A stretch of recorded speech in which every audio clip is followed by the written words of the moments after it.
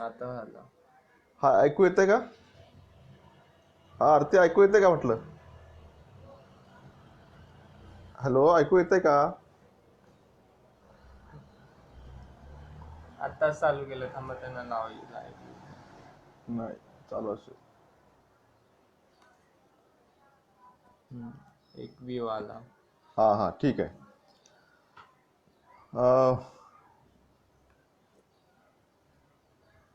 Denotified nomadic tribes इस Facebook page पर corona में घुमतियों की स्थिति की आज कुछ विचार विमर्श करने के लिए मैं यहाँ आया हूँ। मैं Tata institute of social science के कुछ विद्यार्थी उनका स्वागत करता हूँ जिन्होंने मुझे यहाँ फेसबुक पे लाइव बुलाया और कोरोना की इस स्थिति में घुमंतु जनजातियों के जीवन पर पड़ा प्रभाव को ठीक से समझने के लिए कोशिश की गई है। थोड़ा सा सारे विश्व में जो कोरोना का संकट मंडरा रहा है उसके ऊपर अगर हमने ध्यान दिया और उससे इंडिया में जो कोरोना का संकट मंडरा रहा है और उससे घुमंतु जनजातियों का जीवन के ऊपर क्या असर हो रहा है ये हम देख सकते हैं।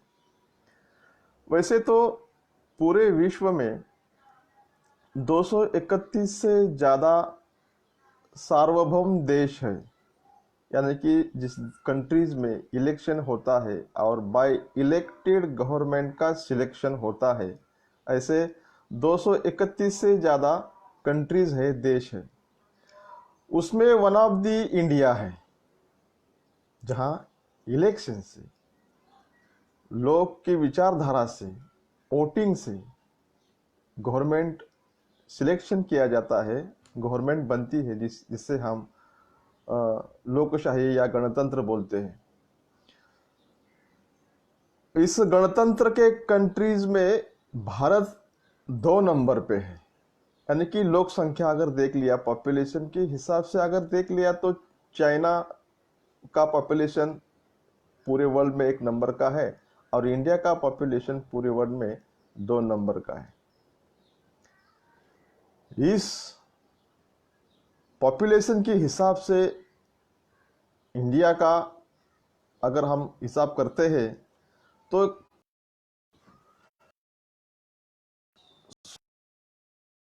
दी गई है इंडिया के जनजातियों को,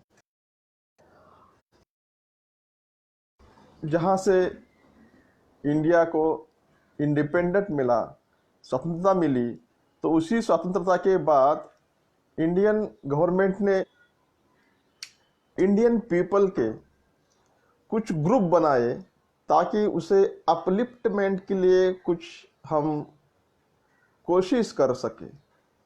इसीलिए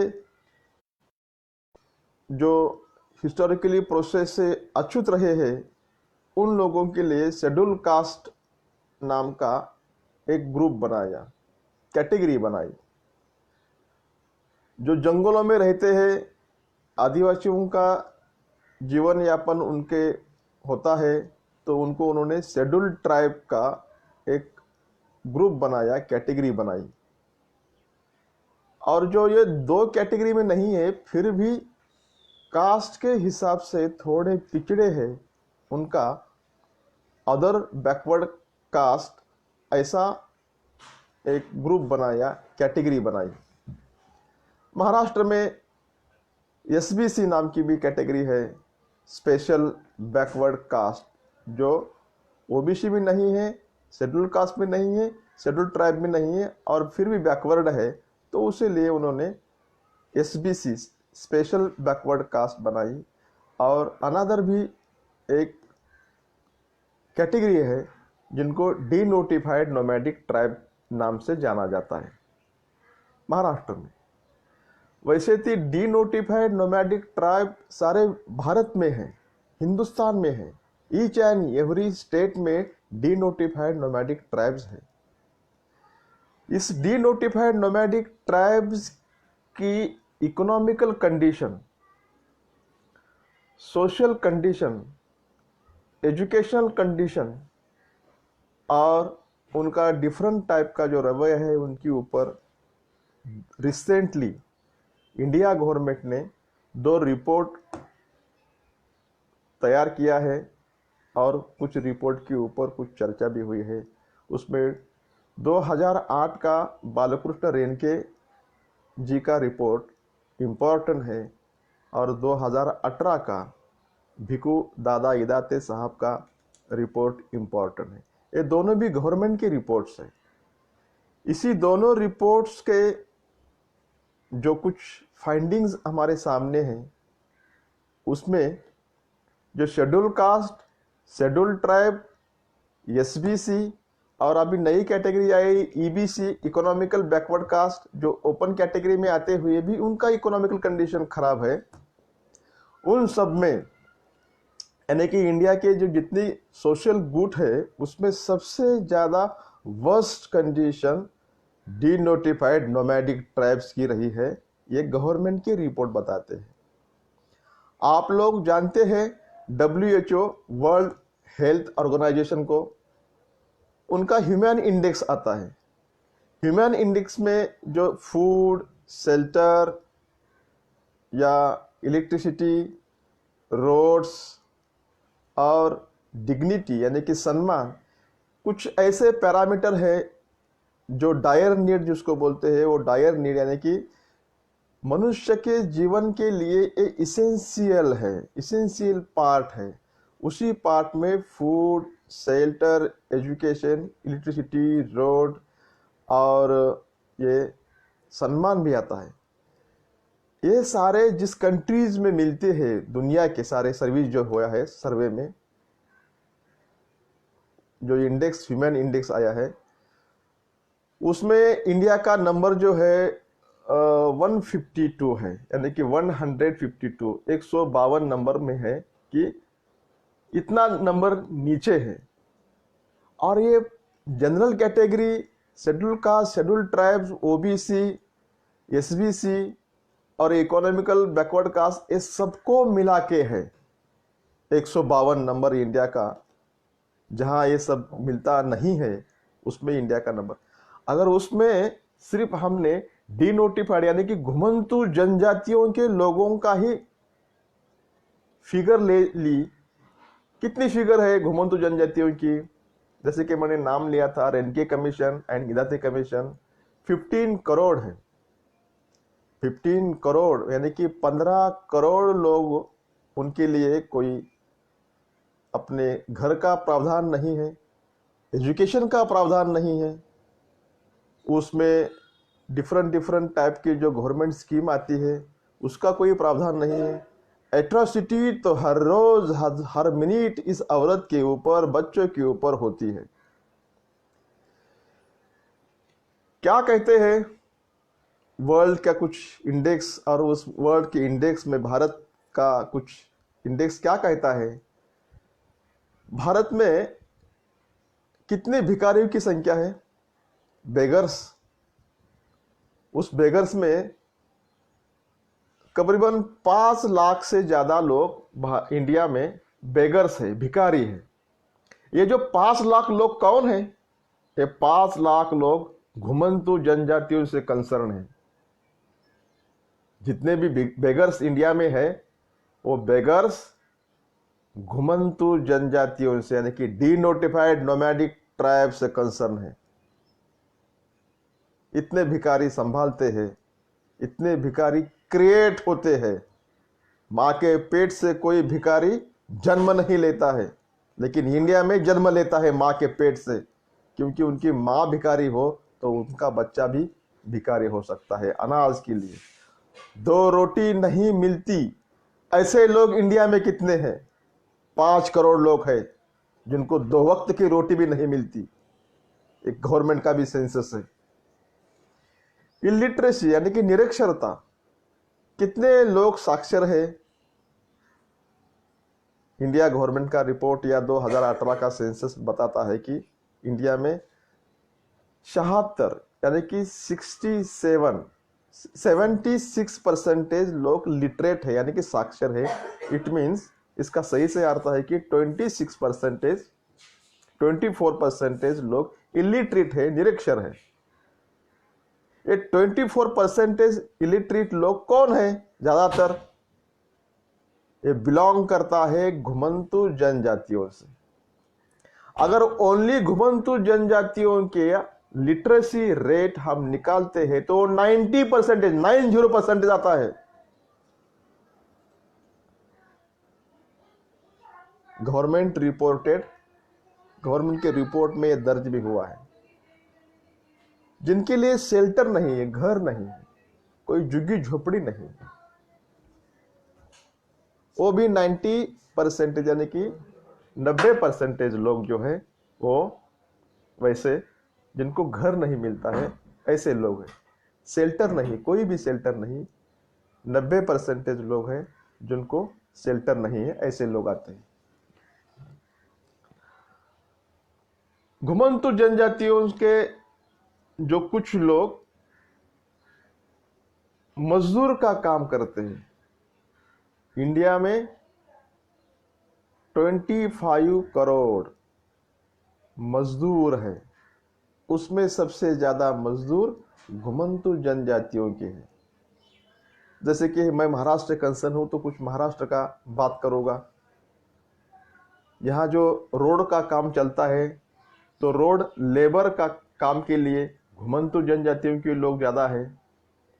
यहाँ कंस्ट्रक्शन का काम चलता है, बॉम्बे, पूना, नागपुर, अमरावती, औरंगाबाद जैसे बड़े बड़े सिटीज में जो काम चलता है कंस्ट्रक्शन का, वो कंस्ट्रक्शन के लेबर घुमंतु जनजातियों से कंसर्न है। वैसे तो इंडिया में 25 करोड़ लोग मजदूर हैं, जो उनको दिहाड़ी मिलती है, हर रोज की जो मजदूरी मिलती है वो है। आरोग्य समस्या जो हेल्थ इश्यूज सबसे ज्यादा जो है इंडिया में, वो जो निचली कास्ट है यानी कि scheduled caste, scheduled tribe, OBC, ये डिनोटिफाइड नोमैडिक ट्राइब्स, उसमें ज्यादा अपने हेल्थ इश्यूज सबसे ज्यादा है। और हेल्थ इश्यू इसी कैटेगरी में सबसे ज्यादा health issue denotified nomadic tribes यानी कि घुमंतु जनजातियों के ज्यादा है। क्योंकि ये लोग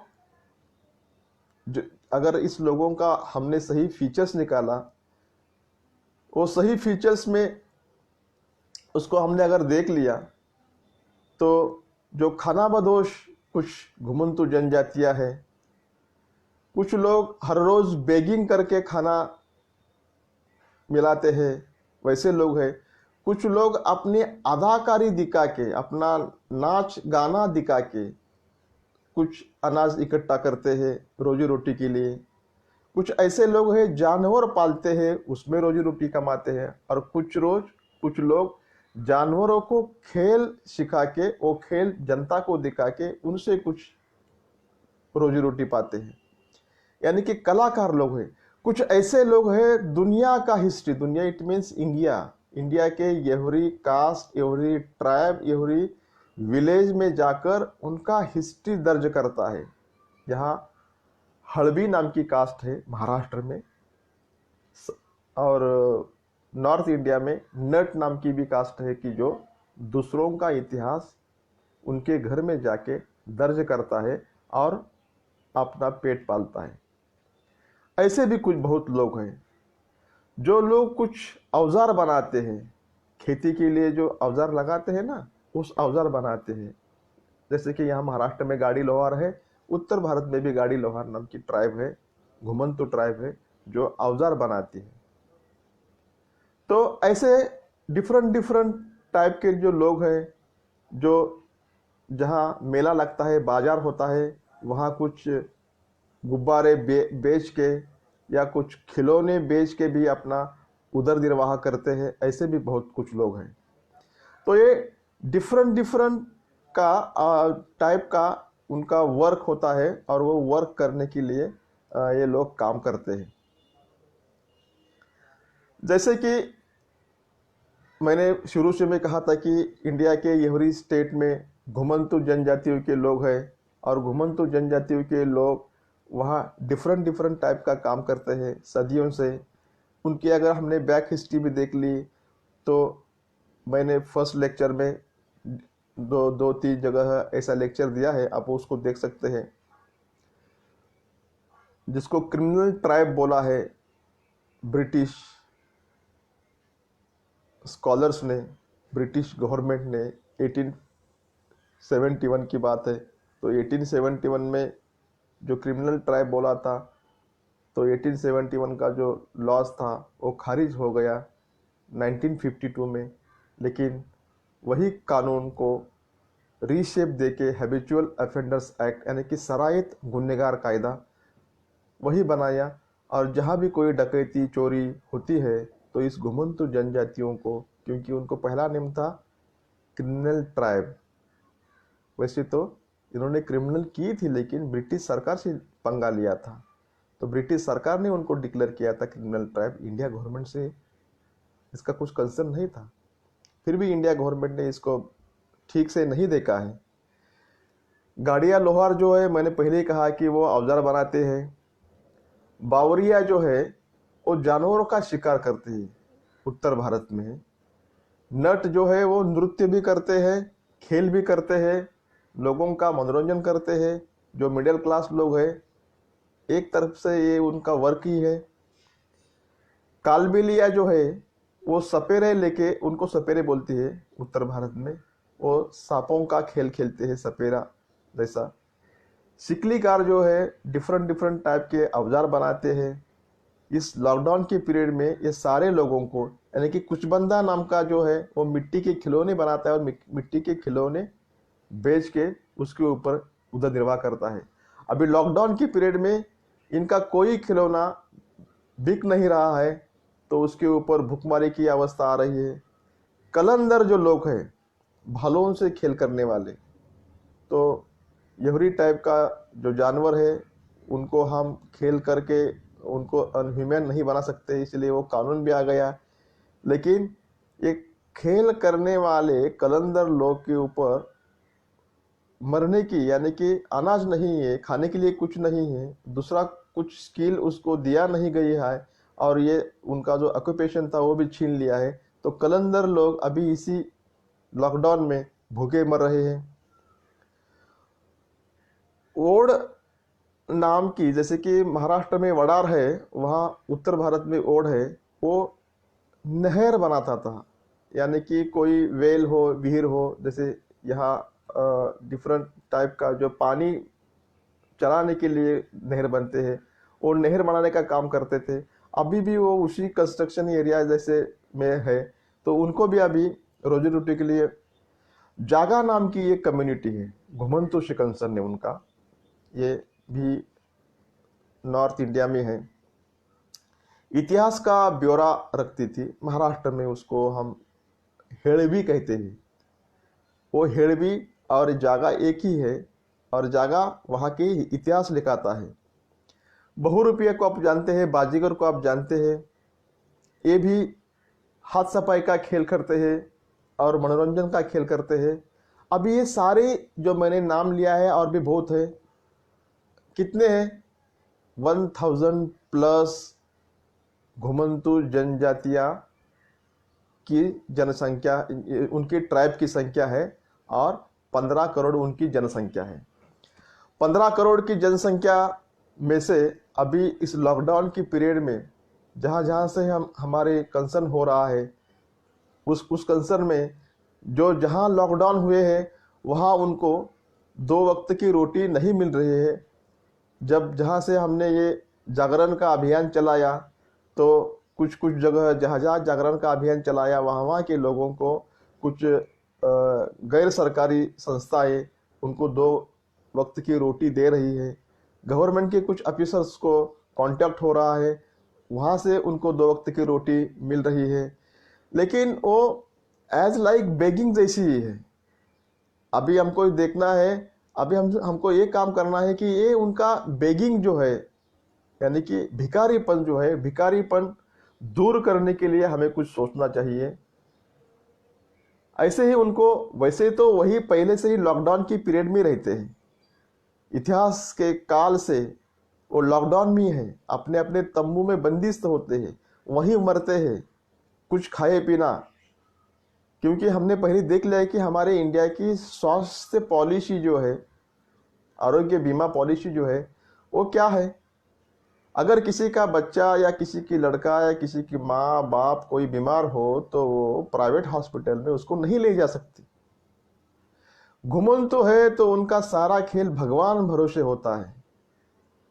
तो फर्स्टली वो वहाँ के कुछ मांत्रिक तांत्रिक बाबा लोग हैं, उनसे मिलते हैं, और सही इलाज नहीं होता, इसलिए मरने वालों से, यानी कि हेल्थ इश्यूज से मरने वालों की सबसे ज़्यादा तादाद, पॉपुलेशन घुमंतु जनजातियों का है। तो घुमंतु जनजातियाँ ये भगवान पे ऊपर भरोसा क्यों करती है? क्योंकि गवर्नमेंट की हेल्थ पॉलिसी ऐसी है, वो अपने बच्चों को किसी हॉस्पिटल में नहीं ले जा सकती। एडमिट करना है तो 10,000 का खर्चा, डिपॉजिट का खर्चा वो नहीं दे सकती। इसीलिए जिस देश की हेल्थ पॉलिसीज और हेल्थ का कंडीशन अच्छा हो, वहाँ घुमंतु जनजातियाँ नहीं बनती। इंडिया में जितने घुमंतु जनजातियाँ हैं पूरे वर्ल्ड में कहीं भी नहीं है। इंडिया में जितने बेगर्स हैं पूरे वर्ल्ड में शायद नहीं है। फिनलैंड जैसे देश है, वहाँ एक भी बेगर्स नहीं है, और एक भी जहाँ उनको रहने के लिए कुछ शेल्टर नहीं है, ऐसे लोग वहाँ नहीं हैं। जापान भी है, जहाँ बहुत कम मात्रा में ऐसे लोग पाए जाते हैं जहाँ के लोगों के लिए शेल्टर नहीं है, यानी कि उनके लिए कुछ निवारा या सहारा नहीं है। ऐसे लोग जापान में बहुत कम है, सबसे कम है दुनिया में। तो इंडिया में इतने ज़्यादा लोग क्यों हैं? 15 करोड़। अरे भाई, पॉपुलेशन भी नहीं है यूरोप में किसी कंट्रीज का इतना।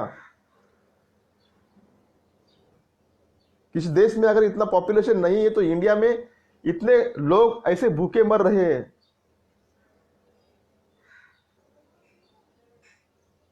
गवर्नमेंट के 2 कमीशन के रिपोर्ट भी आ चुके हैं, फिर भी इनका घुमंतु होना छूट नहीं रहा है।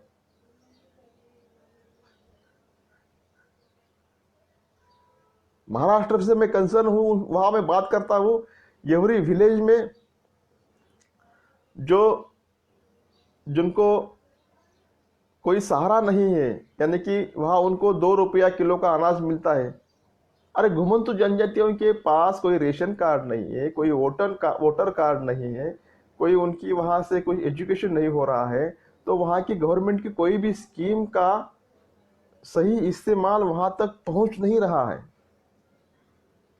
इसका मीनिंग भी यही है कि शेल्टर जो है, जिसको मराठी में बोलते हैं घरकुल योजना, तो घरकुल योजना का लाभ महाराष्ट्र के जो जितने विलेज है, वहाँ विलेज में इस घुमंतु जनजातियों को नहीं मिल रहा है, क्योंकि यही होमलेस है। जो होमलेस है उनको तो घरकुल योजना का लाभ मिलना चाहिए, लेकिन घरकुल योजना का लाभ, घरकुल योजना का जो स्कीम है, वो स्कीम घुमंतु जनजातियों के लिए थी, लेकिन वो उनका लाभ नहीं उठा रहा है, क्योंकि उनके लिए जो डॉक्यूमेंट चाहिए वो डॉक्यूमेंट नहीं मिलती। जो कास्ट बेस्ड रिजर्वेशन है तो डॉक्यूमेंट नहीं इनके पास, तो कास्ट सर्टिफिकेट नहीं है, वैलिडिटी उनकी नहीं होती ठीक से, तो कास्ट बेस्ड रिजर्वेशन का भी फायदा इस लोग से उठाया नहीं जाता। तो हम बात कर सकते हैं कि अभी जो 4 दिन पहले पालघर में कुछ नाथपंथी समुदाय के, घुमंतु जनजातियों के समुदाय के कुछ साधु की हत्या हुई, मॉब लिंचिंग से हत्या हुई, इंडिया में जहाँ जहाँ मॉब लिंचिंग का कंसर्न है उसमें सबसे ज़्यादा अफेक्टेड घुमंतु जनजातियों के लोग हैं। जहाँ फर्स्टली लॉकडाउन का पीरियड आ गया, उसी लॉकडाउन में सबसे ज़्यादा बेहाल हुआ घुमंतु जनजातियों का हुआ। घुमंतु जनजातियों में जब लॉकडाउन आ गया, जो अभी अभी कोरोना के इस माहौल में चल रहा है, तो उनके पास 1 या 2 दिन का अनाज था। लॉकडाउन हो गया, 1-2 दिन खत्म हो गए। अब लॉकडाउन को 1 महीना 6 दिन हो गए हैं। 17 मार्च को लॉकडाउन स्टार्ट हुआ था, आज 22 मार्च है। तो लॉकडाउन में 1-2 दिन के बाद उनका अनाज खत्म हो गया और बेगिंग के लिए या मजदूरी के लिए या कुछ भी अपना सामान बेचने के लिए, जैसे कि खिलौने बेचने वाले हैं लोग, छोटे छोटे कपड़े बेचने वाले जो लोग हैं, जो पूरे फटे पुराने कपड़े बेचते हैं या फटे पुराने बर्तन बेचते हैं, ऐसे जो लोग हैं जो बेगिंग तो नहीं करते लेकिन अपना लाइवलीहुड चलाने के लिए छोटे छोटे काम करते हैं, लेकिन उनका कंसर्न है घुमंतु से, क्योंकि उनका हर ऑक्यूपेशन घुमंतु से जुड़ा हुआ है। तो लॉकडाउन में 2 दिन के बाद सडनली उनके लाइफ में जीना मरने का ऐसा माहौल आ गया। बेगिंग तो बंद हो गई, कोई ऑक्यूपेशन था वो भी बंद हो गया था। तो कुछ संस्थाएं जो एनजीओ जो थी उसने उनके लिए कुछ अपना अनाज भेज दिया था। तो 2018 में जैसे कि मैंने कहा है कि कोई भी संकट आता है तो इस घुमंतु जनजातियों को उनका सीधा अफेक्ट होता है, सीधा परिणाम पहुंचता है। मॉब लिंचिंग और उसके बारे में जब जनजागृति हो रही थी तो उसका भी शिकार जो उत्तर महाराष्ट्र में धुलिया नाम का जिला है, वहाँ राइनपाड़ा नाम का एक ट्राइबल विलेज है। तो उस ट्राइबल विलेज में ये जब भीख मांगने गए थे तो उसके ऊपर सस्पेक्शन होके संशय व्यक्त हुआ और 5 लोगों की निर्घुण नरसंहार उनका किया गया, उनकी शूटिंग भी की गई, वो भी केस चल रही है। उससे पहले विदर्भ रीजन जो है महाराष्ट्र में, मोदीपुर, नागपुर डिस्ट्रिक्ट बुल्ढाना के नज़दीक आता है, 2012 में वहाँ एक हादसा हुआ था, वहाँ भी मॉब लिंचिंग हो गया था। वैसा मॉब लिंचिंग औरंगाबाद में हो गया था। तो जहाँ जहाँ मॉब लिंचिंग का माहौल क्रिएट होता है वहाँ वहाँ इस घुमंतु जनजातियों के ऊपर वो बिजली गिरती है मॉब लिंचिंग की। लोग मारे जाते हैं, ब्रूटली मारे जाते हैं, उनको उनके नसें चेक करके करके उनको मारा जाता है। जहां तक वो मर नहीं जाए तब तक उनको मारा जाता है। क्या दोष है इस घुमंतु जनजातियों का? जिस टाइप का स्किल, कौशल स्टेट चाहता है उस टाइप का कौशल उनके पास नहीं।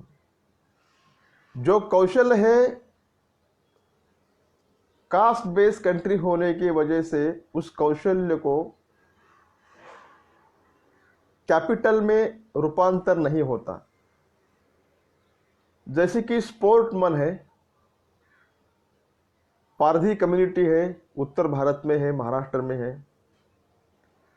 तो कोई भी रेस में पारधी कम्युनिटी के लड़का लड़की से ज़्यादा कोई दौड़ नहीं सकता, भाग नहीं सकता। लेकिन एथलेटिक्स जैसी स्पर्धा जो होती है उसमें पारधी कम्युनिटी के लोगों को हिस्सा नहीं बनाया जाता। उनका जो दौड़ने का स्किल है वायु गति से दौड़ते हैं वो, थोड़ा सा देखिए गौर से।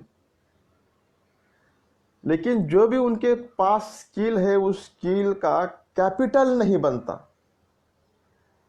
महाराष्ट्र में कोल्हाटी जनजातियों की औरत जब डांस करती है तो किसी की आंख नीचे गिर ही नहीं सकती, इतना वो ब्यूटीफुल होता है। लेकिन वो उनका डांस कैपिटल नहीं बनता, वो बेगिंग का वन ऑफ दी मोड बनता है। मैंने कहा पहले भी, नट जाति के जो लोग हैं, घुमंतु से कंसर्न होने वाले हेड़वे है, वो सदियों से यहुरी विलेज का इतिहास लिखते हैं। उनको कोई हिस्टोरियन नहीं कहते, और आ जाते हैं कोई भी ग्रेट हिस्टोरियन बन के। किसके पास बच्चा हुआ है, किसका देहांत हुआ है, क्यों हुआ है, उनके पास कितना जमीन है, जायदाद है, उनके कितने बच्चे हैं, वारिस कितने हैं, सारा ब्यौरा इस हेड़वी कम्युनिटी के पास है। गवर्नमेंट के भी पास उनका रिकॉर्ड शायद नहीं है जो हेड़वी के पास है। आप जानते हैं क्या, 20 साल पहले भी अगर कोई कोर्ट कचहरी का मामला आता था तो हेड़वे कम्युनिटी का रिकॉर्ड भी कानूनन सही माना जाता था। नट जाति के पास जो रिकॉर्ड है घुमंतु जनजाति के, वो कानूनन सही माना जाता था। इतिहास रचने वाले आज लोग इतिहास के बाहर है, इनकी ठीक से पढ़ाई नहीं हुई है। कमीशन कहता है कि 1000 से ज्यादा कम्युनिटीज है इंडिया में जो घुमंतु है, उनके ऊपर 1000 एटलीस्ट पढ़ाई होनी चाहिए थी। यहुरी कम्युनिटी की स्पेशल फीचर देख के कुछ पढ़ाई होनी चाहिए थी, लेकिन नहीं हुई है। कुछ एकेडमिशियन है जो काम कर रहे हैं, लेकिन बहुत कम है, उनके पास माहौल कम है। तो जैसे कि मैंने कहा, schedule caste, schedule tribe, SBC, OBC, EBC और ये डीनोटिफाइड नोमैडिक ट्राइब, इन सारे कैटेगरी में सबसे निचले तौर पर घुमंतु जनजातियों का पॉपुलेशन है। इकोनॉमिकल बैकवर्डनेस घुमंतु जनजातियों में ज्यादा है। निरक्षरता का प्रमाण घुमंतु जनजातियों में सबसे ज्यादा है। हेल्थ का इश्यू घुमंतु जनजातियों में सबसे ज्यादा है। अनस्किल्ड लेबर घुमंतु जनजातियां सबसे ज्यादा है। दूसरी तरफ से बात किया तो यही लोग देश के लिए भी कुछ कर सकते हैं। उनके पास जो स्किल है, उस स्किल का अगर सही सही इस्तेमाल हो तो जो स्मॉल स्केल इंडस्ट्री है, जिनका कंसर्न लोहे से है, और यहाँ तो सिकलीगार समुदाय है, महाराष्ट्र में लोहार नाम का समुदाय है जिसका लोहा से कंसर्न है। वो डिफरेंट टाइप के हथियार बनाते हैं, खेती के हथियार बनाते हैं, खेती के लिए जो कुछ चाहिए वो बनाते हैं, लेकिन उनकी कोई इंडस्ट्री नहीं होती। इंडस्ट्री दूसरे जो अपर कास्ट हो या उनकी होती है। इनके लिए कोई लोन की सुविधा नहीं है। जैसे कि महाराष्ट्र की बात किया तो वहाँ वसंतराव नाईक आर्थिक विकास महामंडल नाम की संस्था गवर्नमेंट चलाती है। आप देख सकते हैं कि वसंतराव नाईक आर्थिक विकास महामंडल का वार्षिक बजट क्या है और इस जनजातियों का पॉपुलेशन क्या है। उसी पॉपुलेशन के हिसाब से वसंतराव नाईक आर्थिक विकास महामंडल का जो पैसा है, अगर वो डिस्ट्रीब्यूट किया तो 2-5 रुपए भी नहीं आएंगे। 1 करोड़ लोग महाराष्ट्र में है घुमंतु जनजातियों के, और 1 करोड़ का उनका बजट अगर होगा तो 1 रुपये आता है।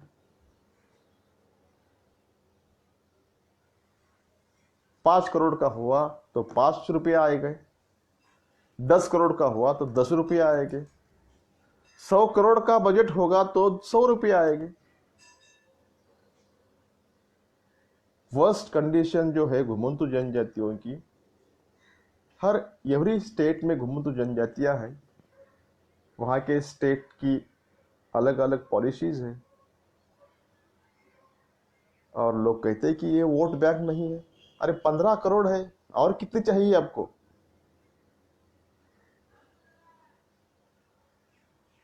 लॉकडाउन के पीरियड में एवरी स्टेट में, डिस्ट्रिक्ट में, विलेज लेवल में जहां जहां इन लोगों को पकड़ा गया और लॉकडाउन किया गया, उसके बाद जो उनको रिलीफ मिलना था, सुविधाएं मिलनी थी, पानी जैसी सुविधा मिलनी थी, जो आप हाथ धोने के लिए कहते हैं बार बार, वो नहीं मिल रही है। हाइजीन सुविधा नहीं मिल रही है। कुछ एनजीओ की बात अगर किया तो वो देने की कोशिश कर रहे हैं। गवर्नमेंट के कुछ ऑफिसर जो अच्छे हैं वो कोशिश कर रहे हैं, लेकिन जहां नहीं है मैं उनकी बात कर रहा हूं। बहुत पढ़ाई अभी उसके ऊपर की बाकी है। जो पढ़ाई अच्छी तरह से अगर किया तो ठीक तरह से इस घुमंतु जनजातियों को राहत मिल सकती है। केवल 15-20 मिनट में ये बात कहने के लिए मुझे लगाया था। फिर से नेक्स्ट वीडियो में कुछ और कमीशन की रिपोर्ट लेके हम आएंगे। आज के लिए धन्यवाद बोलता हूँ। अगर किसी को कुछ क्वेश्चन हो तो पूछ सकते हैं, जो ऑनलाइन है वो पूछ सकते हैं।